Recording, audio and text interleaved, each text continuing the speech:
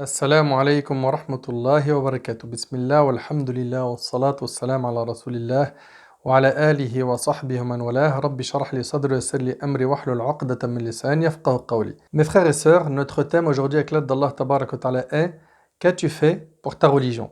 Ce thème sera divisé en 4 parties. 1. Notre situation actuelle.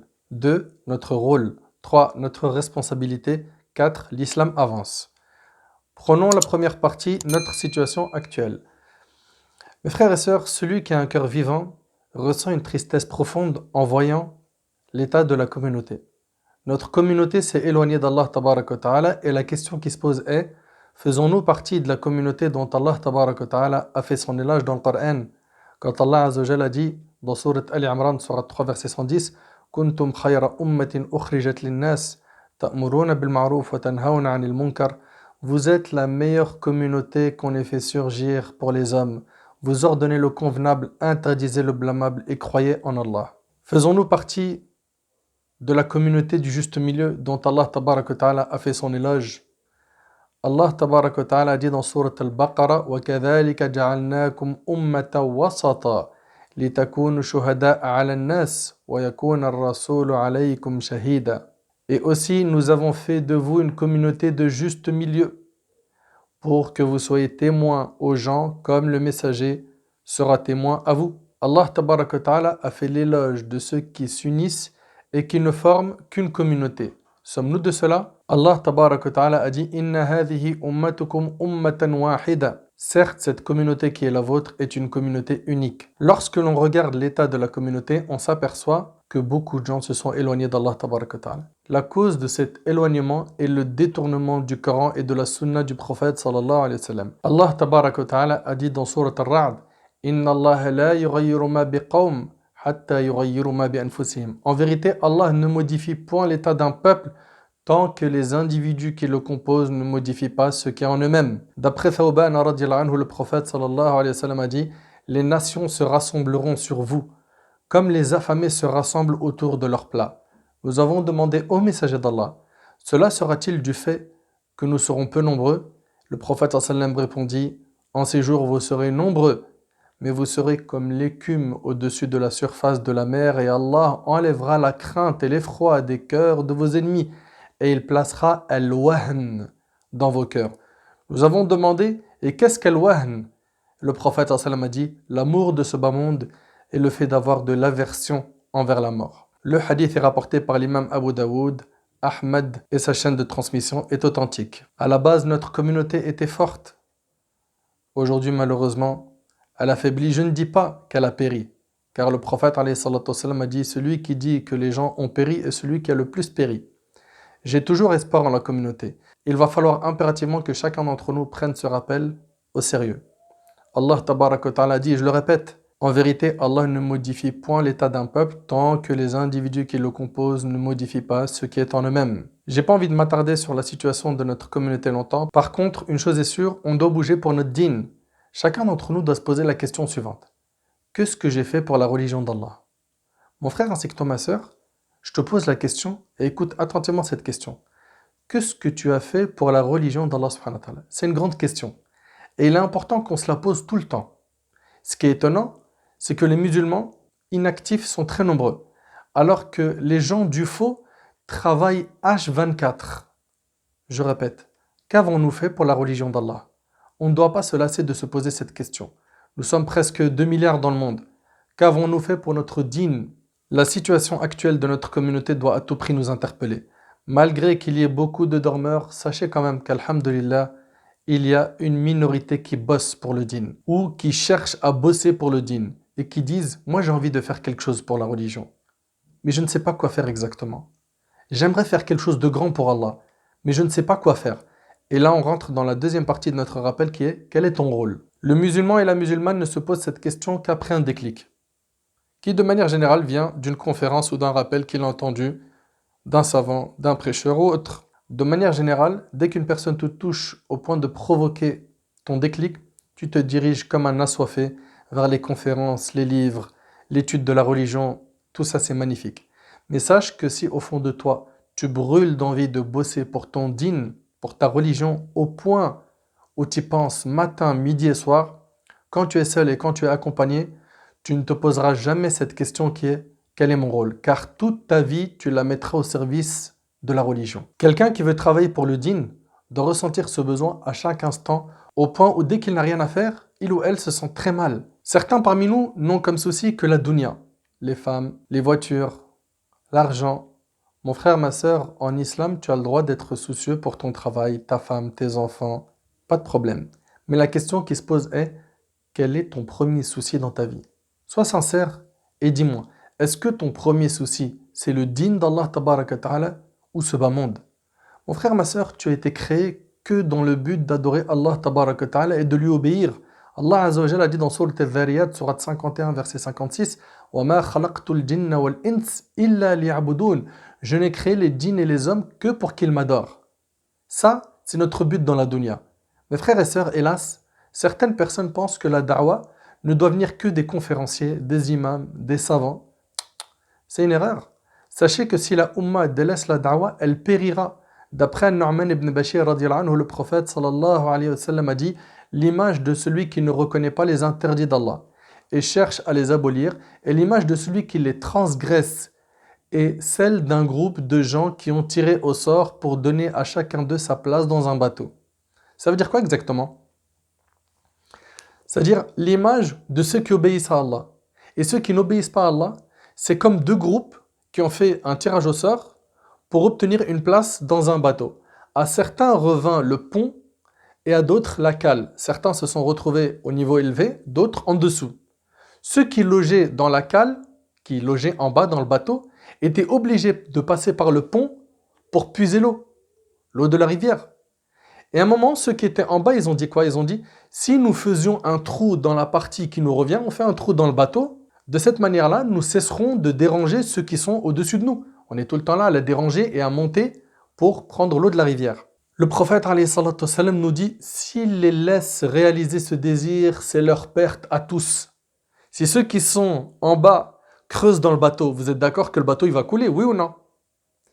Donc si ceux de l'étage les en empêchent, c'est leur salut à tous. Et s'ils les laissent, ils vont tous périr. Et le hadith est rapporté par l'imam al-Bukhari. Qu'est-ce qui veut dire ce hadith? Il y a des pécheurs dans notre communauté et des pieux. Des gens qui font le bien et des gens qui font du mal. Si les gens qui font du mal continuent à creuser dans le bateau, parce qu'on est tous finalement dans le même bateau, toute la communauté va périr. Et si les bonnes personnes empêchent ceux qui sont loin d'Allah de continuer à faire des péchés, d'être dans la désobéissance, ça sera le salut de tout le monde. Comprends donc, mon frère ainsi que toi, ma soeur, qu'on est dans un bateau. Comprenez bien que si on délaisse la da'wah, on se noiera tous. Travailler pour la religion n'est pas le rôle des savants et des prêcheurs seulement, mais de tous les musulmans qui aiment leur religion. Sachez, mes frères et sœurs, qu'appartenir à la communauté de Mohammed sallallahu alayhi wa sallam sans œuvrer est un grand manquement. Que représente ton appartenance à cette religion? C'est juste que tu t'appelles Mohammed, que tu t'appelles Khadija, que tu t'appelles Aïcha? Tu dois bosser pour ta religion selon tes capacités et tes moyens. Apprenons de nos compagnons, radiallahu anhum, qui ont bien compris qu'appartenir à cette communauté signifie œuvrer, travailler pour le dîn. Écoutons attentivement ces quelques histoires qui ont pour but de nous faire travailler pour notre religion. Abu Bakr as-Siddiq, radiallahu anhu, vous le connaissez? Le meilleur compagnon du prophète sallallahu alayhi wa sallam. Abu Bakr radiallahu anhu a appelé à l'islam alors qu'il venait à peine de prononcer la shahada, l'attestation de foi. Il n'a pas attendu d'étudier 1 an ou 2 ans pour appeler à l'islam. Et attention, je ne suis pas en train de dire qu'on appelle à l'islam sans règle. On appelle à l'islam avec des preuves. On appelle à l'islam avec des informations en béton, soudées. Pas je viens et freestyle, je dis tout ce qui me passe par la tête, même si c'est un mensonge, je réponds aux questions dont je n'ai pas la réponse. Hors de question d'agir ainsi. Non, mais il a senti cette responsabilité. Pour appeler à l'islam, on n'a pas besoin de parler longtemps. Il suffit qu'Allah tabaraka wa ta'ala voit en toi de la sincérité et crois-moi, il fera que les cœurs bougent à ton rappel. Sois donc sincère et honnête et tu verras qu'Allah tabaraka wa ta'ala fera que ton message ait de l'impact. Qu'Allah tabaraka wa ta'ala m'accorde ainsi qu'à vous al-ikhlas, la sincérité. Savez-vous qu'Abu Bakr as-Siddiq, dès qu'il s'est converti à l'islam, il fut la cause de la conversion de 5 nobles compagnons parmi les 10 à qui il fut promis le paradis. Allahu Akbar. Bouge avec le peu qu'Allah t'a donné. Tu as sûrement une qualité que tu peux utiliser pour le dîn d'Allah subhanahu wa ta'ala. Que ce soit ta science religieuse, ton travail ou ta santé, mets tout au service du dîn. Ça, c'était donc la première histoire. Deuxième histoire, c'est celle de Tufayl ibn Amr al-Dawsi, radiyallahu anhu. C'était quelqu'un de noble, un poète intelligent, quelqu'un de sage, le chef de la tribu de Daous. Sa tribu avait une principauté ou quelque chose comme cela, quelque part dans le Yémen. Tufayl, radiyallahu anhu, il arrive à la Mecque en l'an 11 de la prophétie. Les Mécois se préparèrent à son arrivée et ils lui réservèrent un accueil honorable et grandiose. Ils lui dirent: « Oh Tufayl, tu es venu dans ton pays. Cet homme parmi nous, en parlant de Muhammad sallallahu alayhi wa sallam, nous a défiés, rompu notre cohésion, dispersé nos efforts. Toutefois, sa parole est comme de la magie. Il sépare l'homme de son père, de son frère et de sa femme. Nous craignons qu'il ne vous influence, toi et ton peuple.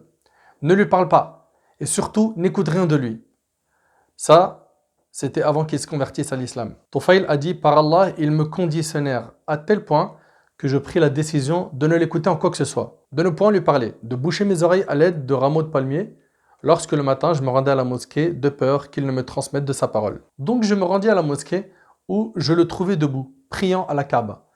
Je me suis rapproché de lui et Allah me fit entendre ce qu'il disait. J'entendis une belle parole, le Coran récité par le prophète sallam. Tout en me disant en moi-même: par Allah, je suis un homme intelligent et un poète. Rien du beau et du laid ne m'échappe. Alors qu'est-ce qui m'empêche d'écouter ce que dit cet homme?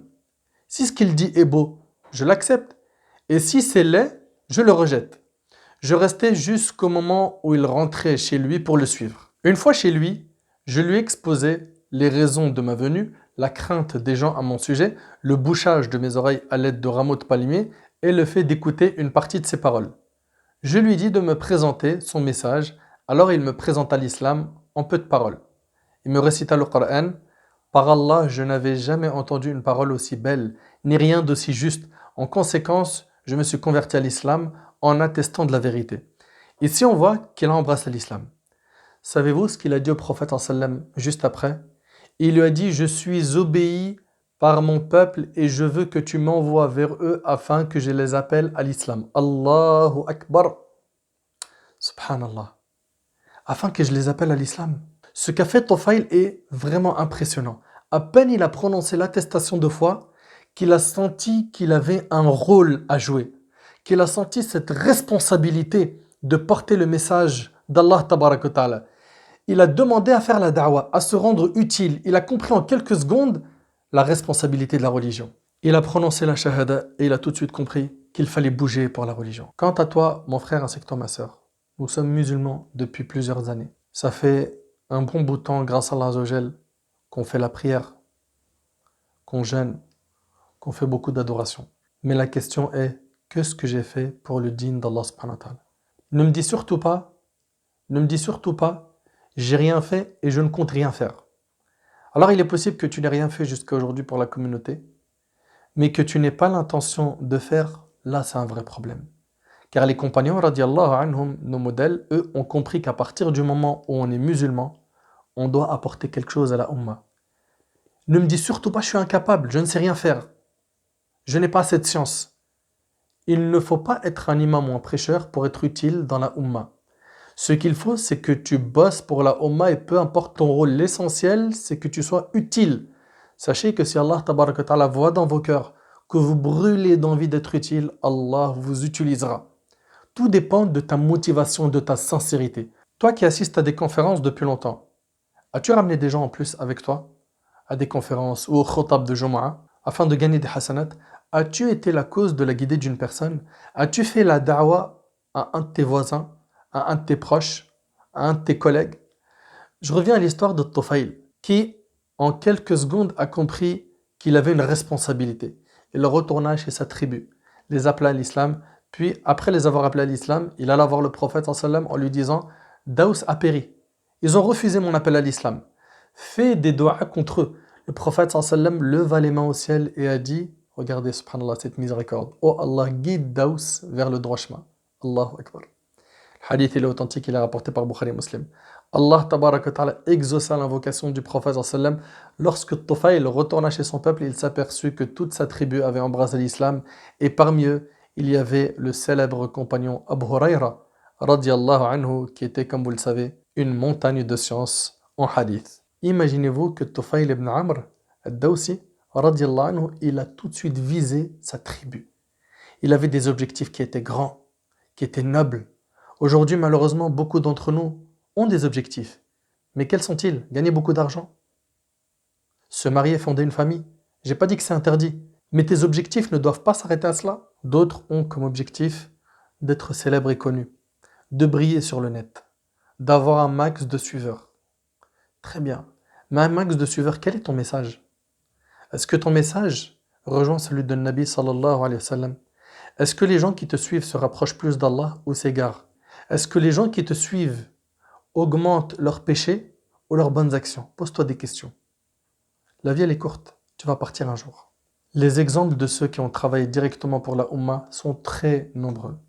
Parmi ces exemples, on a aussi l'histoire de Nu'aym ibn Mas'ud radiallahu anhu. Subhanallah, ce noble compagnon a sauvé les musulmans pendant la bataille des coalisés à un moment où les musulmans étaient fortement éprouvés. Les compagnons ont dû faire face à une armée de 10 000 combattants. Il y avait parmi eux les juifs de Bani Quraïda, les Qurayshites et les Ratafan, alors que les musulmans n'étaient que 3 000 combattants. Les compagnons avaient creusé un fossé afin de repousser l'ennemi, mais ces derniers restèrent autour du fossé à réfléchir sur comment est-ce qu'ils pourraient en finir avec les musulmans. Ce qui a déçu notre prophète sallam, c'est que les juifs de Bani Quraïda avaient conclu un pacte avec le prophète sallam et ils l'ont rompu. Il faut savoir qu'il vivait à Médine, c'est-à-dire qu'il avait Quraysh et Ratafan de l'extérieur qui attaquaient et il avait une attaque de l'intérieur de Bani Quraïda. Les Bani Quraïda ont rompu leur pacte afin de comploter avec Quraysh et Ratafan. Ça a été un moment très dur pour les croyants. Allah tabaraka wa ta'ala décrit cet événement dans Sourate Al-Ahzab.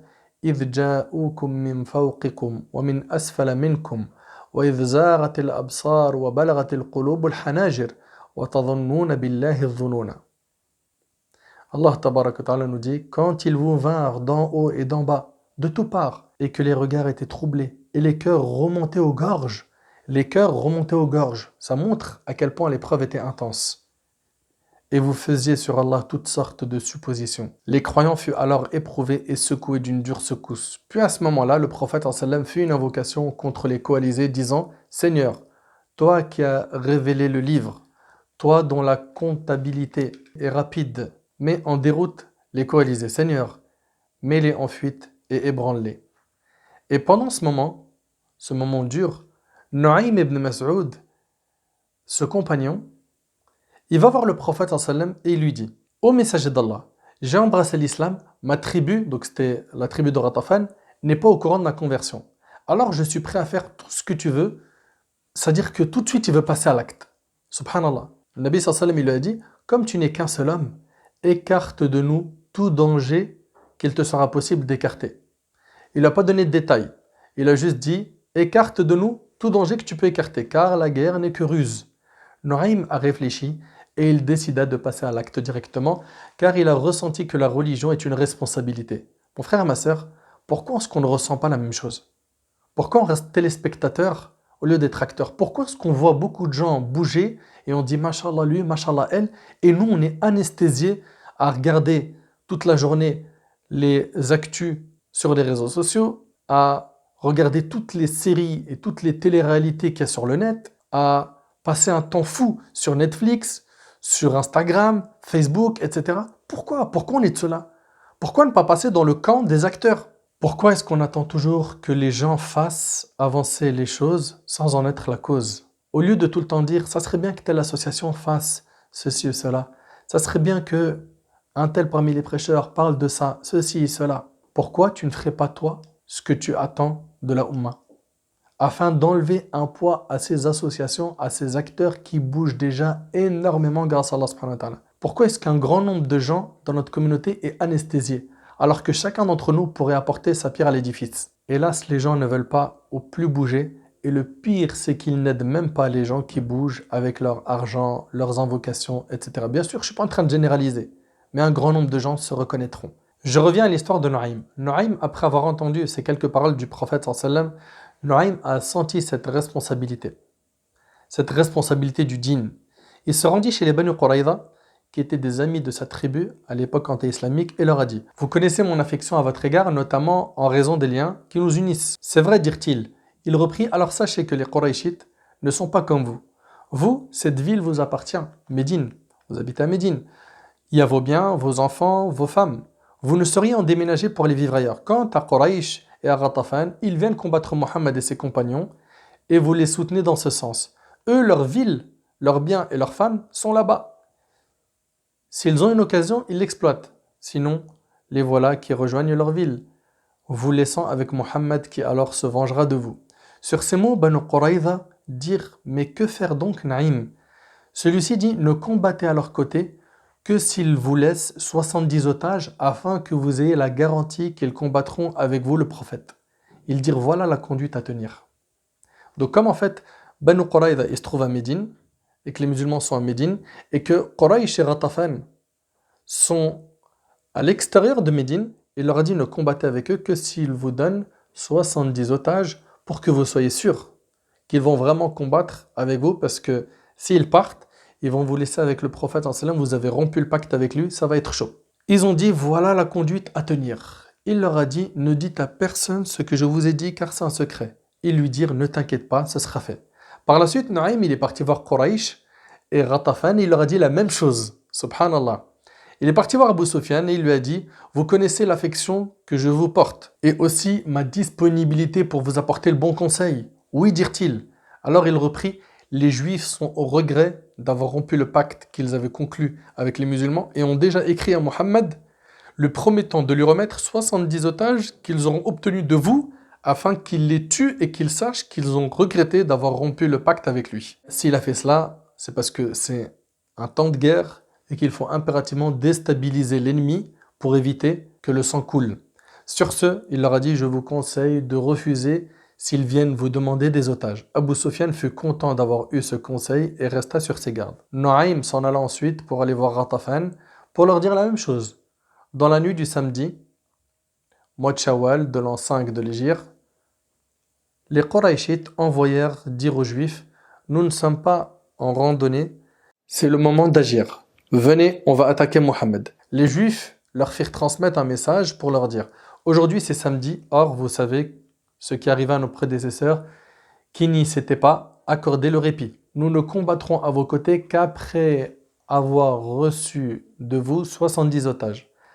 Après avoir reçu un tel message, les gens de Quraysh et de Ghatafan dirent: Nuaym, par Allah, tu as raison. À leur tour, ils envoyèrent dire aux Juifs: Par Allah, nous ne vous enverrons personne. Joignez-vous tout simplement à nous pour attaquer Mohammed.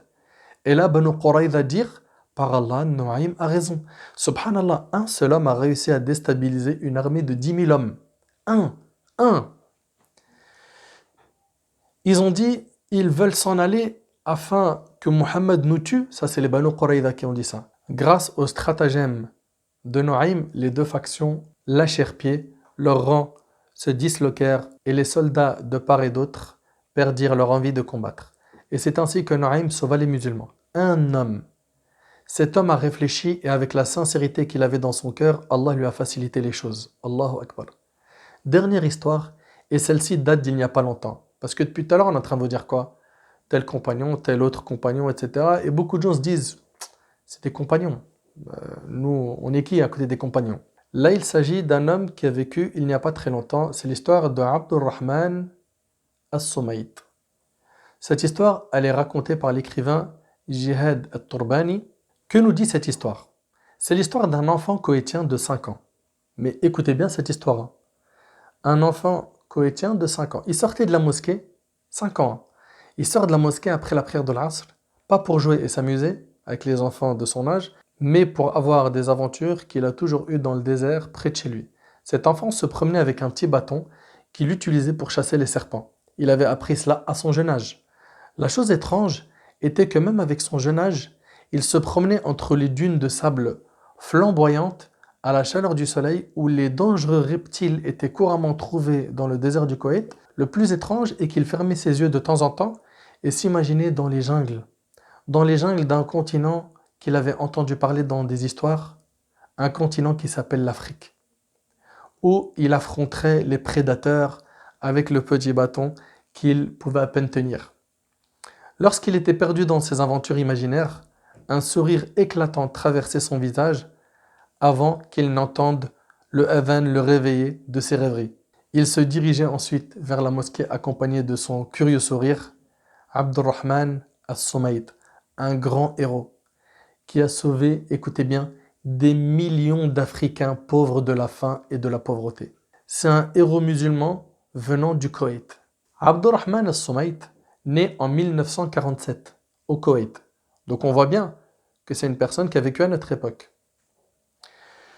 Sa mère le décrit comme un enfant qui a très bien réussi ses études et qui s'est engagé à prier le Fajr en groupe à la mosquée. À ce stade précoce de sa vie, ce héros islamique, j'ai bien dit héros, ce héros islamique a grandi sur une chose essentielle pour construire la personnalité d'un grand musulman. Il écoutait les histoires du prophète Mohammed et les victoires de ses compagnons, ce qui a construit l'esprit de la grandeur de l'islam en lui et a grandi sur l'amour de cette religion.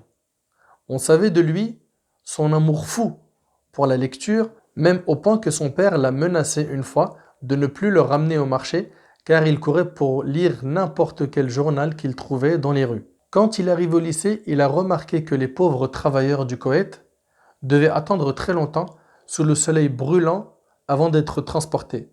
Alors, ce jeune homme a collecté de l'argent avec ses amis et il a acheté un vieux car. Et il les conduisait gratuitement tous les jours. Subhanallah. Néanmoins, il excelle également dans ses études et obtient une note qui le qualifie pour étudier la médecine. Il a donc étudié la médecine dans les universités d'Irak, du Royaume-Uni, l'hôpital royal de Londres en 1979 et du Canada pour se spécialiser dans les maladies intestinales. Après avoir terminé cette étape académique, il a décidé de retourner au Koweït pour y travailler comme médecin. C'est alors que son épouse sincère, Sohaib, a conseillé à son mari de quitter cette ville de riches et de vivre une vie difficile sur le chemin d'Allah. Et voici le rôle de la bonne épouse qui encourage son mari à être juste et à faire le bien au lieu de le pousser vers le mal et le mener à sa perte. En effet, le couple a décidé de vivre en Asie pour y faire la da'wah, appeler les gens à Allah. Mais Allah subhanahu wa ta'ala, avec sa sagesse, a fait que le docteur Abdurrahman al-Sumayt se dirige vers l'ouest au lieu de l'est. Une femme koweïtienne, vertueuse, nommée Modi Assour, l'épouse du défunt prince koweïtien, Shir Jabir al-Subah, a demandé à Dr al-Sumayt de se rendre en Afrique pour y construire une mosquée pour les musulmans. Il s'est donc rendu à côté du Mozambique, qui est un pays africain situé à l'est du continent. Son objectif était d'y construire une mosquée et de revenir, c'est tout. Cependant, il a été choqué de ce qu'il a trouvé là-bas, car il a constaté que de nombreux musulmans au Malawi ne savaient rien à propos de l'islam. Il a même trouvé des musulmans qui ne savaient pas comment faire les ablutions. Il a également trouvé de nombreuses formes de shirk, de polythéisme, répandues parmi les musulmans. Les gens priaient sur les tombes de leurs morts et demandaient l'aide et le salut. La hawla wa la quwwata illa billah. Le docteur Sumayt était donc entre deux choix. Un court chemin facile qui combat les péchés et l'ignorance avec violence. Un long chemin difficile qui est le chemin des prophètes, invitant les gens à Allah et ayant de la patience. Il a donc choisi la voie difficile, la voie qui s'est avérée avoir un impact positif. Ce jeune médecin koweïtien a décidé de commencer la da'wah accompagné de sa fidèle femme. Il a donc refusé toutes les offres d'emploi qu'il a eues au Royaume-Uni, au Canada, au Koweït pour y travailler en tant que médecin et s'est installé dans l'un des villages reculés d'Afrique après que sa femme ait décidé de faire don de tout ce qu'elle avait hérité pour Allah. Ils ont donc créé de nombreux travaux éducatifs et de développement pour parrainer les orphelins et les pauvres africains, quelle que soit leur religion. Ils ont aidé les musulmans et les non-musulmans baptisés et même les idolâtres. Puis il a recueilli les dons des généreux koweïtiens. Il y a trouvé de nombreuses personnes prêtes à l'aider dans son travail. Il a ensuite voyagé entre les pays du Golfe Persique pour collecter des dons pour la construction de mosquées, d'écoles et d'orphelinats. Il a traité les Africains avec humanité et philanthropie, ce qu'il avait appris de l'islam. Par conséquent, lorsque les Africains ont vu ces grandes manières, ils se sont tournés vers l'islam en masse. Cela a encouragé notre héros à étendre son travail encore plus, car il a non seulement parlé de l'islam à des milliers de personnes par lui-même, mais a également créé une équipe entière de prédicateurs pour répandre l'islam, pour leur enseigner les enseignements de Mohammed sallallahu alayhi wa sallam. Cheikh Abdurrahman al-Soumaït, il dit: nous avons commencé à construire des écoles et des jardins d'enfants et à offrir des bourses pour l'enseignement primaire, secondaire et collégial, puis pour les études supérieures. Et nous les envoyons dans des universités en Europe, en Amérique, en Afrique ou au Moyen-Orient. Nous avons maintenant plus d'1 millier d'étudiants dans les universités du monde entier. Chaque année, nous avons des diplômés, des programmes de master et de doctorat. Nous essayons également d'enseigner et de former les orphelins à leurs traditions qui n'interfèrent pas avec les valeurs islamiques ou les valeurs générales adoptées par toutes les religions. L'objectif est qu'après l'obtention de leur diplôme, les liens entre eux et leur village demeurent et qu'ils contribuent à leur développement. Les étudiants du Cheikh se sont donc répandus à travers les jungles et les villages d'Afrique. Un réseau entier de jeunes fidèles a été établi. Ils avaient l'habitude de se déplacer d'un village à un autre à pied pour diffuser la parole d'Allah. Cheikh a continué à faire da'wah pendant près de 30 ans. Il a parcouru les jungles africaines et les déserts face aux lions, léopards et prédateurs. Il a voyagé à travers les rivières dangereuses, remplies de crocodiles dangereux. Plusieurs fois, il a fait face à une mort imminente. Il avait soif pendant de longues heures, sans trouver une goutte d'eau pour s'abreuver, et avait faim pendant des jours lorsqu'il voyageait dans environ 40 pays africains pour soigner les malades et soigner les pauvres et les orphelins. Malgré sa vieillesse et ses nombreuses maladies, il a refusé de suivre les conseils des médecins pour rester à l'aise et ne pas voyager. Il a continué à vivre dans la jungle africaine, éloigné des services de santé ou même de l'électricité et où l'eau pure n'était pas disponible. Jusqu'à ce qu'il souffre de nombreuses maladies et de multiples problèmes cardiaques, il a été transféré à l'unité de soins intensifs de l'un des hôpitaux koweïtiens après avoir subi une dialyse et de nombreuses autres chirurgies. Son état empirait de jour en jour, jusqu'à ce qu'il tombe dans un long coma dans lequel il ne pouvait ni bouger ni voir. Cependant, il se réveillait de temps en temps pour poser une seule question. Comment est la da'wah en Afrique? Comment est l'appel à Allah en Afrique? Et comment sont les orphelins parrainés par leur organisation sur ce continent? La nouvelle de sa maladie s'est répandue dans tout le Koweït, tout comme l'histoire de ce héros anonyme dont beaucoup ignoraient l'existence. Des appels se sont répandus dans les rues et les foyers koweïtiens pour prier pour cet homme qui était aimé de nombreux Koweïtiens. Son histoire s'est ensuite répandue dans le monde islamique et les musulmans ont invoqué Allah pour lui. La nouvelle n'arrêtait pas de dire que sa maladie empirait, jusqu'au jour où il s'est réveillé de son coma pour poser sa question habituelle sur l'Afrique. Ceux qui l'entouraient lui ont dit de bonnes nouvelles venant tout juste d'Afrique, que son association avait obtenu une licence pour construire la plus grande université islamique de Kenya, l'université Umma, qui était un rêve du cheikh pendant des années. Quand il a entendu cette nouvelle, son visage s'est éclairé et il a remercié Allah silencieusement, même s'il était extrêmement malade. Un léger sourire est apparu sur son visage. Ce même sourire qui était autrefois sur le visage du petit garçon koweïtien, s'imaginant une grande aventure dans les jungles d'Afrique. Le jeudi 15 août 2013, le grand héros islamique est décédé. Rahimahullah. Les Koweïtiens, dans une foule immense, sont sortis pour assister à ses funérailles. Ils étaient si nombreux qu'on ne voyait pas la fin des funérailles. Même s'il est décédé, son œuvre de charité pour sauver les pauvres et les nécessiteux continue. Il a sauvé la mort de millions d'Africains et construit des milliers de mosquées, d'écoles et d'orphelinats qui ont hébergé des milliers d'orphelins, dont de nombreux diplômés en tant que médecins, ingénieurs, ministres et ambassadeurs. Beaucoup d'entre eux ont atteint des hauts lieux politiques dans leur pays. Savez-vous combien de personnes se sont converties à l'islam par ces efforts? Environ 10 millions d'Africains. 10 millions d'Africains qui se sont convertis à l'islam par ces efforts. Allahu Akbar. Il a construit 5500 mosquées. Il est mort il n'y a pas longtemps. Il a distribué 7 millions de Corans en langue arabe et en langue africaine. Il a pris en charge plus de 50 000 orphelins. Allahu Akbar. C'est une personne qu'on doit envier et l'envie, elle est autorisée justement dans ce cas de figure. Envier les gens qui font beaucoup de bien. Il a pris en charge plus de 50 000 orphelins, dont certains qui sont devenus par la suite des médecins, des ingénieurs et des avocats. Il a construit 840 plateformes d'apprentissage, des maternelles jusqu'aux facultés où étudient plus d'1 demi-million d'étudiants et d'étudiantes. Il a creusé 12 000 puits. Il a construit 90 cliniques et hôpitaux. Il a ouvert 10 stations de radio en Afrique. Subhanallah, le résultat des efforts d'un homme. Un homme. Allahu Akbar. Allahu Akbar. Il a choisi le chemin difficile et long, le chemin que les prophètes ont pris pour appeler les gens vers Allah subhanahu wa ta'ala. Là, je sais que certains vont me dire, tu sais quoi, j'aimerais bouger. Wallahi, j'aimerais bouger, mais le souci, c'est que je fais trop de péchés. Je ne suis pas parfait. Sachez, vous qui dites cela, que si vous vous sentez éloigné, le fait que vous ne bougez pas pour le dîn, vous éloignez encore plus. Rien ne vous empêche de bouger pour la religion et en même temps de faire un travail sur vous. Et ne pensez pas que pour bouger, il faut être parfait. Mais c'est vrai qu'il y a quand même un certain crédit à avoir. On se doit d'être toujours actif tout le temps, même quand on est en vacances. Un musulman et une musulmane ne doivent pas prendre de vacances de la da'wah. D'ailleurs, subhanallah, regardez, la huppe, l'oiseau de Sulayman alayhi salam, n'a pas connu de vacances. Elle était très active. Cet oiseau est allé voir Sulayman alayhi salam afin de lui dire une chose surprenante. Écoutez avec moi ce qu'a dit cette huppe dans Surat An-Naml, Surat 27, versets 22 à 24.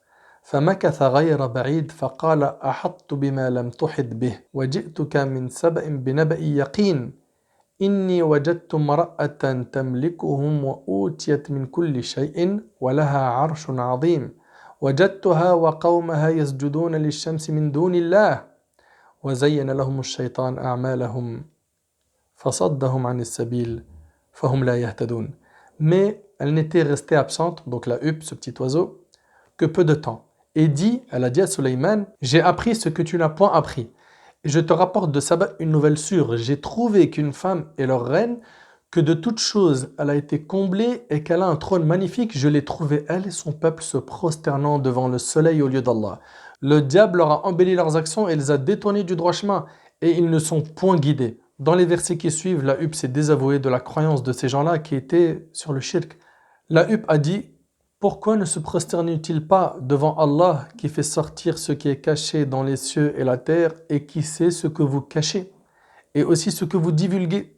Allah, point de divinité à part lui, le Seigneur du trône immense. Subhanallah, un oiseau a réussi à trouver son rôle dans la Ummah. Qu'en est-il de nous? Et j'aimerais bien qu'on enlève de notre tête que travailler pour le dîn, c'est faire des sermons, des khutbahs, des discours. Il n'y a pas que ça. Ce n'est pas seulement cela. Tu es un prêcheur partout où tu te trouves et avec tous les moyens que tu possèdes. Troisième partie, notre responsabilité. Ô vous qui m'entendez, sachez que travailler pour la religion est un devoir. Toi qui m'entends et qui aimes Allah et son messager, sache que tu dois bouger pour la religion, selon tes moyens et tes capacités. Tu es médecin, fais la da'wah dans ton travail. Tu es prof, fais la da'wah par ton comportement, par tes enseignements. Si tu es un ouvrier, tu dois dans ton travail représenter l'islam et appeler à l'islam ne serait-ce que par ton comportement. Il faut qu'autour de toi, on puisse dire, celui-là, il est sérieux, gentil, honnête. Celui-là, c'est un bon musulman. Hélas, dans nos cœurs, on connaît la vérité, mais on est nombreux à ne pas la mettre en pratique.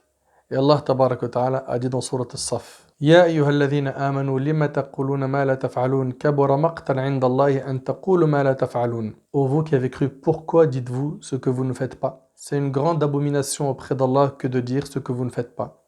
Inch'Allah, on va vous donner quelques tuyaux afin que vous sachiez comment travailler pour la religion. Premièrement, ta religion doit être dans ton cœur, ce qui veut dire que la religion doit avoir une grande place dans ton cœur et également dans tes pensées. Ça, c'est le premier pas à faire. Que le dîn d'Allah occupe ton esprit. Comprenez bien qu'une personne ne bougera pas pour sa religion tant que pour elle, cette chose n'a pas de valeur. Deuxièmement, libère un peu de temps pour ta religion. Libère ne serait-ce qu'une heure par jour pour apprendre ta religion, pour l'enseigner, ou bien pour propager le bien, pour faire des bonnes actions. Sachez qu'apprendre sa religion est une obligation religieuse. C'est une obligation pour toi de connaître qui tu adores et comment tu l'adores. Qui tu adores, c'est la science de la croyance. Comment tu l'adores, c'est la jurisprudence islamique. Également, mettre en pratique ce que tu as appris et compris. Aussi, appelle les gens à l'islam. Ne serait-ce que par ton comportement, c'est ce qu'on appelle la da'wah silencieuse. Mon frère, ma sœur, tu dois bouger pour ta ummah en faisant la da'wah. Et sache qu'en appelant quelqu'un à venir avec toi pour un dars ou pour faire une bonne action dans une association humanitaire, sociale ou autre, sache qu'en faisant cela, tu es en train de gagner des récompenses. Il y a plein de moyens de gagner des hasanats en envoyant des liens par mail de rappel ou bien en envoyant par WhatsApp ou par les réseaux sociaux une bonne parole, une bonne action à accomplir.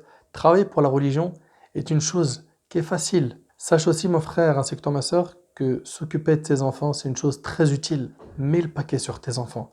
Ordonne le bien, interdis le mal, enseigne, aiguille, conseille, oriente. Apprends aussi à mettre la main dans la poche et à donner, fils sabilillah, que ce soit pour aider des pauvres, construire de nobles projets, parrainer un orphelin.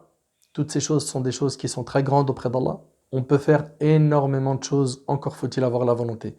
Et ce qui rend triste, c'est que les gens du faux, ceux qui appellent à l'égarement au faux, sont très actifs et bougent tout le temps. Et nous qui sommes les gens du vrai, on ne bouge pas assez pour notre dîn. Mes frères et sœurs, notre prophète nous a enseigné de transmettre. Dans le hadith de Abdullah ibn Amr radiallahu anhuma, le prophète m'a dit transmettez de ma part ne serait-ce qu'un seul verset rapporté par l'imam al-Bukhari. Allah tabarak wa ta'ala a dit dans Surat Yusuf قُلْ هَذِهِ سَبِيلِي أَدْعُو إِلَى اللَّهِ عَلَى بَصِيرَةٍ أَنَا وَمَنِ اتَّبَعَنِي. Dis voici ma voix, regardez la voix du prophète. Voici ma voix, j'appelle les gens à la religion d'Allah. Moi et ceux qui me suivent, nous basons sur une preuve évidente. Ibn al-Qayyim rahimahullah a dit une personne n'est pas sur le chemin du prophète sallam jusqu'à ce qu'elle appelle les gens à la religion d'Allah. Allahu Akbar. Ô toi qui entends ces paroles, as-tu appelé les gens à la religion d'Allah? Vas-tu bouger pour le dîn d'Allah? Mon frère ainsi que toi ma sœur, aujourd'hui on se doit de retrousser nos manches et de descendre sur le terrain de la Oumma afin d'œuvrer dans le bien. Il est impératif pour nous d'œuvrer dans le bien, de transmettre la bonne parole. Quatrième partie, et c'est la dernière, l'islam avance. Sachez mes frères et sœurs, qu'Allah subhanahu wa ta'ala fera avancer sa religion avec nous ou sans nous. Si tu sais cela, bouge afin qu'Allah tabarak wa ta'ala nous accorde le mérite d'avoir œuvré pour sa cause. Sache que si tu ne viens plus aux conférences, si tu n'assistes plus à tes cours, à telle école, tel institut, sache que si tu ne donnes plus d'aumône, sache que si tu ne fais plus de bien, tu es en train de te nuire à toi-même. Tu es en train de te faire du mal, du tort à toi-même. Allah tabarak wa ta'ala fera avancer cette religion qu'on le veuille ou non, avec nous ou sans nous. Et personne ne pourra l'éteindre jusqu'au jour du jugement. Ils peuvent comploter contre le dîn d'Allah, ils ne parviendront à rien faire. Allah Azza wa Jalla a dit yuriduna liyutfi'u nur Allah bi afwahihim. Et ils veulent éteindre de leur bouche la lumière d'Allah. Wallahu mutimmu nurihi walau kariha al-kafirun. Alors qu'Allah parachèvera sa lumière en dépit de l'aversion des kuffars.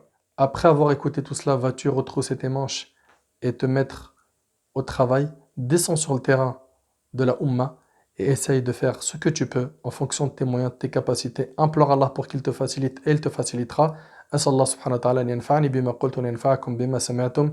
هذا ما أعلم والله عز وجل أعلى وأعلم. سبحانك اللهم وبحمدك أشهد أن لا إله إلا أنت أستغفرك وأتوب إليك. جزاكم الله خير والسلام عليكم ورحمة الله وبركاته.